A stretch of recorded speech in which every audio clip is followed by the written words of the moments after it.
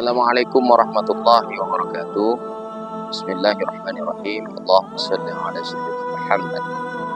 Pemirsa yang saya cintai, di belakang kita tampak bahwa ada kubah hijau di mana di dalamnya adalah rumah Siti Aisyah atau Sayyidah Aisyah, di mana Rasulullah dimakamkan di rumah beliau. Dan ada juga Sayyidina Abu Bakar, ada juga Sayyidina Umar. Kita teringat bahwa rumah Sayyidah Aisyah yang berdampingan dengan Masjid Nabawi, masjid pertama yang dibangun oleh Rasulullah ketika Rasulullah sampai di kota Yastrib. Lalu Rasulullah bukan membangun rumah, bukan membangun istana, bukan membangun kantor presiden, tapi beliau membangun masjid sebagai sarana ibadah, penghambaan kepada Allah. Dari sinilah, dari masjid inilah mengalir kepada seluruh elemen-elemen di masyarakat Yastrib hari itu.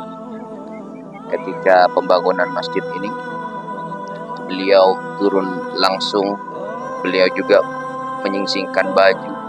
Kalau sahabat yang lain mengangkat batu dengan berkotor-kotor, Rasulullah juga melakukannya sebagai tanda bahwa sebagai pemimpin harus memberikan contoh. Dan jadilah satu masjid yang sederhana, yang luasnya hanya sekitar kecil seperti yang kita lihat, hanya rumah samping. Kemudian tidak seperti Masjid Nabawi hari ini yang luasnya bisa kita saksikan seperti itu. Nah, sebagai informasi bahwa pemukiman masyarakat hari itu, di mana para sahabat Rasulullah atau masyarakat Yastrib yang terdiri dari kaum Azrat dan Aus dan beberapa kaum yang lainnya, itu hanya seluas Masjid Nabawi hari ini.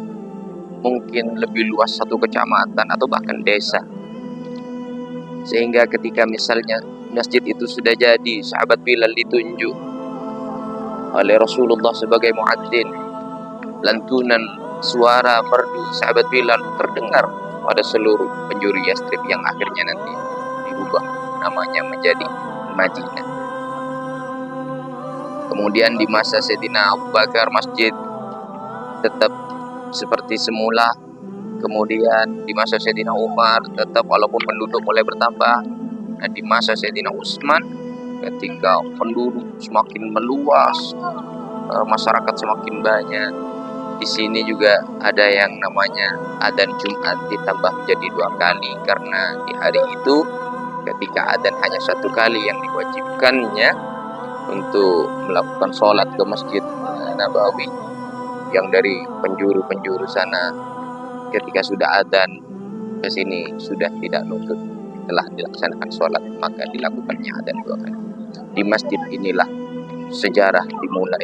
Banyak para sahabat-sahabat, Sayyidina Hamzah, Sayyidina Bilal, Sayyidina Abdurrahman bin Auf, bahkan yang sering kita dengar, yang sedikit jadi bercandaan Rasulullah, salah satu sahabat yang sering dicambuk gara-gara pemabuk Nuaiman di masjid inilah. Bahkan ketika Nuaiman dalam sejarah melakukan bercanda dengan orang buta di masa Sayyidina Utsman bin Affan di masjid ini juga. Masya Allah, mudah-mudahan semuanya kita bisa diterima sebagai umatnya Rasulullah SAW. Sekian, kurang lebihnya mohon maaf. Assalamualaikum warahmatullahi wabarakatuh.